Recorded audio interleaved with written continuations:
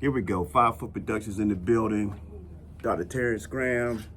I'm here with Don Marlin, the great Don Marlin, Mr. Information himself.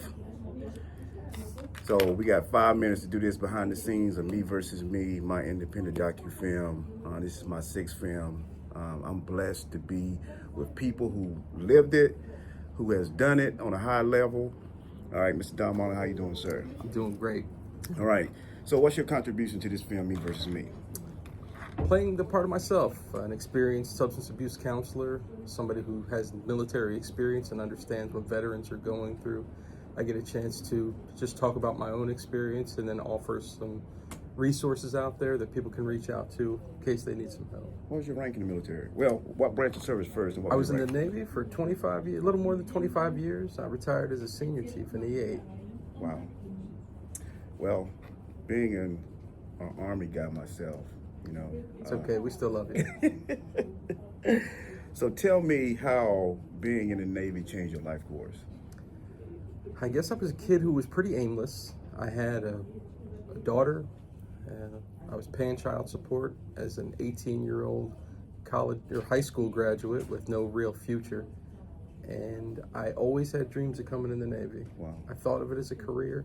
And when I first signed up, it was 6 years.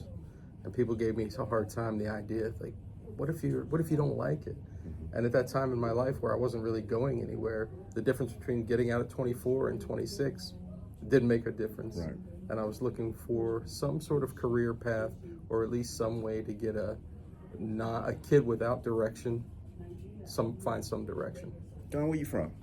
I grew up in Newark, Delaware. Spent a lot of I would say my adult life I spent here, but I was born in Hollywood, Florida, moved around a lot. My father was in law enforcement, and finally we stayed there in Newark, Delaware, where I finished middle and high school. And in some ways, I still consider that home. Don, when I first met you, I thought you was an ex-police officer. Really? Yeah, a detective. Law and Order. I said, he looks like he could play on Law and Order. I've had, that's weird. I've had people, even in a convenience store, ask me if I worked for the court system. I don't know what it is. Maybe But you have that distinguished look, that authoritative look. So I said in one of your groups one day, and I said he's very compassionate about what he does. Is being in the Navy and also being a certified substance abuse counselor outside of the Navy, is this your purpose, or have you met your purpose? I absolutely think it has, and it's neat that we say, was it the Navy? The Navy gave me a background as a veteran to understand people, to live this lifestyle. But as I think any counselor could attest, the field actually finds us.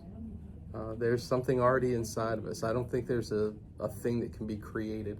I definitely think there's a natural part when it comes to compassion, when it comes to empathy, when it comes to caring. And the world of counseling just cultivates it. Mm-hmm. And my connection with the military, which is why I stay in this field, I love the clientele. They're still family. They are my brothers and sisters. Even though I've hung up the uniform, they'll always be a part of my heart and in my soul.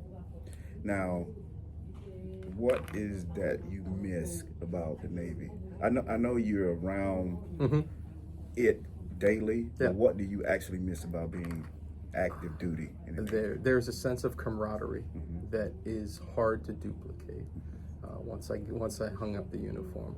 Of course, being at a senior enlisted level for a lot of years, there was authority that came with it. There was autonomy that came with it. And when I hung up the uniform, that went away too. Now, I still may get respect just from who I am or my experience, but there is something definitely that I lose when I hung up the uniform. And it's something I miss. And I don't know if I'll ever be able to replicate it to that effect or to that extent, but I value so much that I get to work around veterans and retirees because, again, we're still family. We all still get to speak the same language. Any regrets? Anything you could have done differently during your journey in 25 years? It's easy to say in hindsight, but I would love to say, I wish I would have started this part of my journey earlier. Absolutely. I just don't know if I would have been ready. Like I said, I think the it's not a calling. I don't want to make it sound like Right. it's some higher level thing, but I think that I had to be ready to help people. So that means I had to take care of me. So your question, any regrets? I wish I would have started taking care of myself sooner. Give me an example of that, taking care of yourself. When I had feelings of, when I didn't feel right, and I didn't call it depression at the time, I wish I would have sought help earlier. I wish I would have looked into things from my past that I could have healed from earlier. My journey in the Navy, my first few years, was running.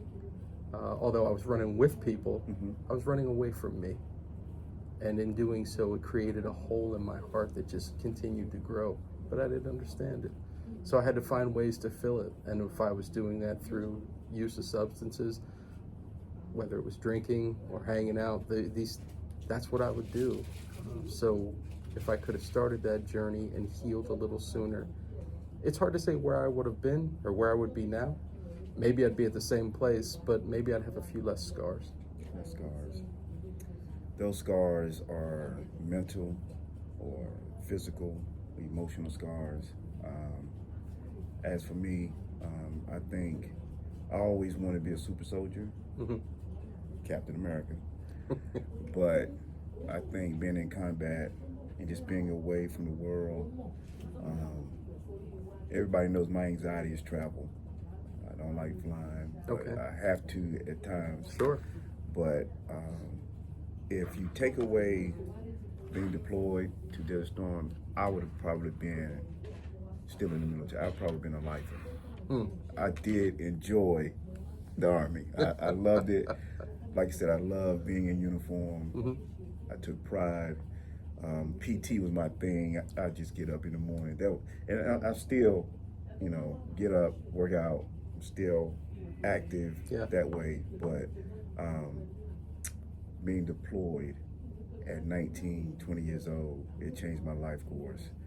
So that just pushed me towards education, and I'm a learner. I mean, if I can get another degree right now, I would. I just absorb. And I like being around smart people, so I like you. So, quick question before we go. A Washington Redskin, Commanders football team, whatever you want to call it, Philadelphia Eagle. Tell me about the Eagles when they won the Super Bowl last year. How did you feel, and what was that like? I would love to say that it was an unexpected joy, but this last year, it seemed like it was a foregone conclusion.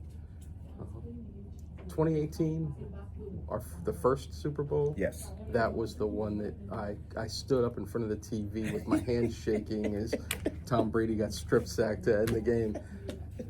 When the way this last season went, they were ahead by so much at the end. Yeah. It was anticlimactic. It was like, expected. Yeah, just put another trophy on the wall. Again, not my trophy, but it feels like that as a team. And that's one thing my wife can't seem to either accept or understand. The way I watch the game, whether it's standing in front of the TV or sitting at the end, I'm standing up the whole time. I impact what's going on in that field. It impacts my whole day. And I don't think she gets that, but that's okay. I'm not going to change. 5 Foot Productions, Don Marlin in the building. We gotta go, but I tell you what, this is a great man. I enjoy working with him. Like I said, full of knowledge. I'm blessed that he is going down this journey with me, try to help all military veterans, not just Navy, just not Army, all military. Thank you. 5 Foot Productions in the building.